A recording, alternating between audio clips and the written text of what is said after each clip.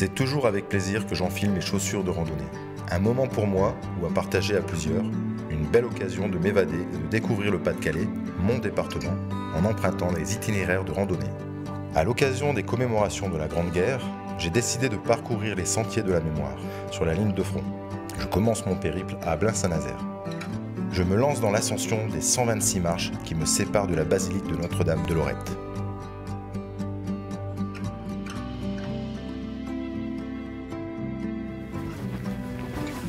Bonjour monsieur. Bonjour monsieur. C'est un site historique ici. Pouvez-vous m'indiquer où je me trouve? Eh bien, vous vous trouvez ici sur la colline de Lorette.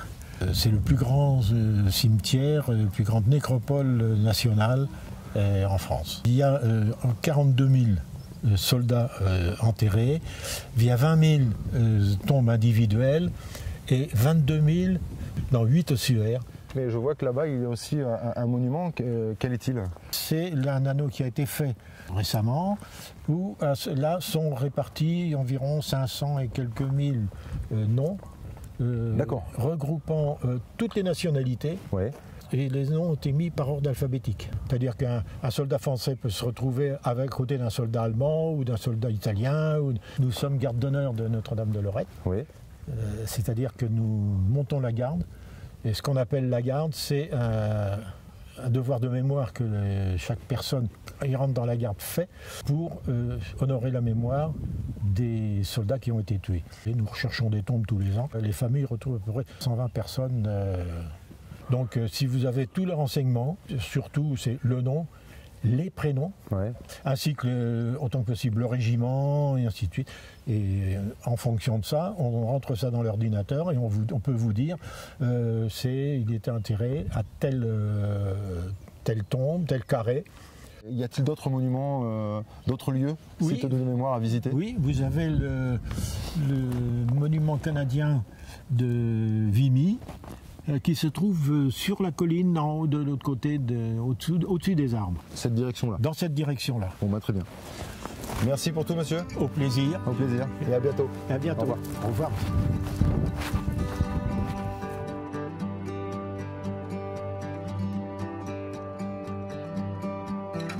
Je suis les conseils du garde d'honneur et me dirige vers le mémorial de Vimy en empruntant le GR 127.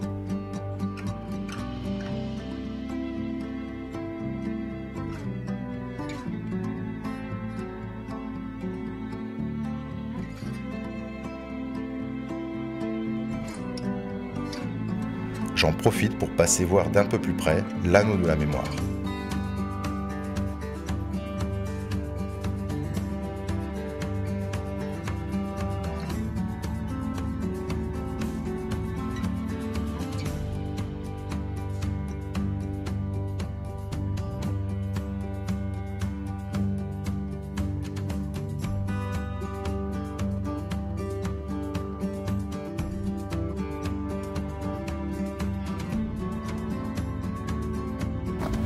Bonjour. Qu'est-ce qu'il y a de si particulier ici? Je crois que c'est vraiment pour les visiteurs canadiens qui viennent ici, ils me rappellent de la première fois que j'ai venu ici, ils ont tellement de fierté d'être canadiens, l'admiration que je vois dans leur visage à chaque fois qu'ils voient le monument, les tranchées, c'est tellement impressionnant sur moi et ça me fait tellement fier d'être canadien. C'est la première fois que le corps canadien, donc les 4 divisions canadiennes, ont combattu pour la première fois ensemble, côte à côte. Et ils ont attaqué des tranchées juste derrière le monument ici. Et ils ont avancé jusqu'au monument, donc jusqu'au crête de Vimy. D'accord. Exactement où on est en ce moment. Les visiteurs ils viennent ici pour apprendre à propos de l'événement qui était tellement important, pas juste à moi, pas juste aux Canadiens, mais à notre histoire collective. Je suis un guide ici, j'accueille les visiteurs, j'explique l'événement qui s'est passé ici. Vous pouvez me conseiller sur les endroits à visiter, sur le site de mémoire? Oui, donc c'est certain qu'on a le monument ici, on a aussi deux cimetières de la Première Guerre mondiale que vous pouvez aussi voir. On a aussi le tranché, le musée, le centre d'accueil que vous pouvez aller visiter. Ben, je vous remercie monsieur. Merci. À très bientôt Au revoir. et merci pour tout.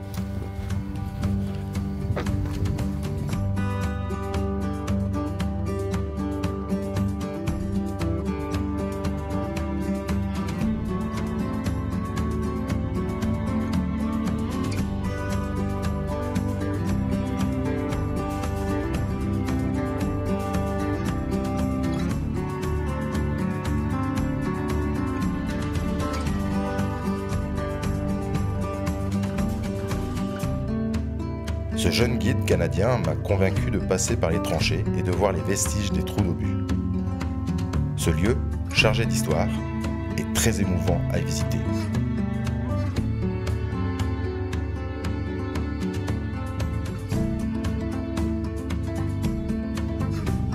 Le soleil arrive. Je décide donc de poursuivre ma randonnée le long des sites de mémoire. Je me dirige vers le bassin minier en empruntant une partie du GRP, Tour du bassin minier.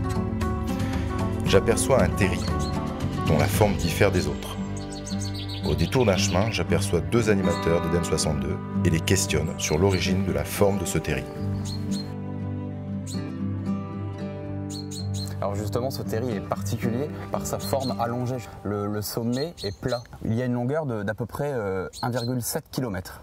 C'est le terri le plus long en Europe et nous l'avons ici dans le Pas-de-Calais. Avant d'avoir cette forme de colline, de schiste ici sur le terri de Pinchonval, nous avions une vallée en contrebas avec une zone humide peuplée d'oiseaux. Parmi ces oiseaux, il y avait le pinson des arbres et on lui a donné symboliquement le nom de terri de Pinchonval, la vallée des pinsons. Il y a plusieurs boucles possibles sur le site. Hein. Vous avez le petit plan où il y a des boucles. Et sinon, c'est intéressant, c'est au niveau des points de vue quand on est sur le haut du terri. On a une belle vue sur Vimy, Lorette. Je vous propose peut-être d'y aller. On y va un coup d'œil. Allez, ok, merci beaucoup.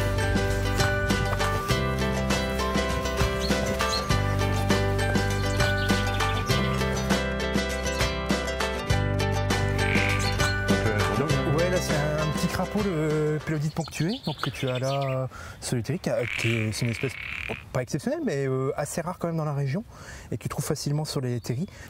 C'est tout petit, hein, il est vert jaunâtre, ouais. C'est vraiment pas grand, avec des gros points verts dessus. Ça ressemblerait plus à une grenouille, mais c'est un crapaud.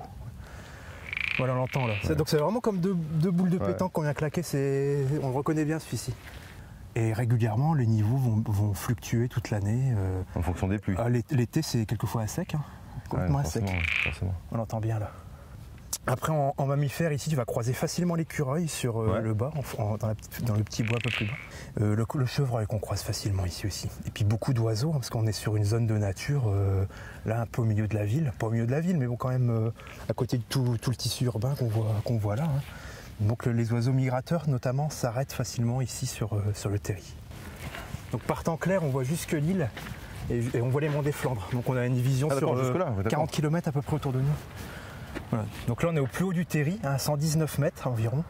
Et donc on est sur la partie la plus récente, hein. La fin d'exploitation c'est 1977. Et là le bas, le début d'exploitation c'est les années 40. Alors puis on a vraiment, le terri de Pinchonval fait un peu frontière entre le bassin minier avec l'urbanisation là sur son aile gauche. Et puis là les plaines de l'Artois, hein, qui vont rejoindre la colline de Vimy-Lorette et puis derrière Arras. Avec une super vue sur là où j'étais tout à l'heure ce matin. Suivant la saison et suivant les cultures, on distingue des lignes droites dans les champs et qui correspondent probablement aux tranchées de la Première Guerre. D'accord.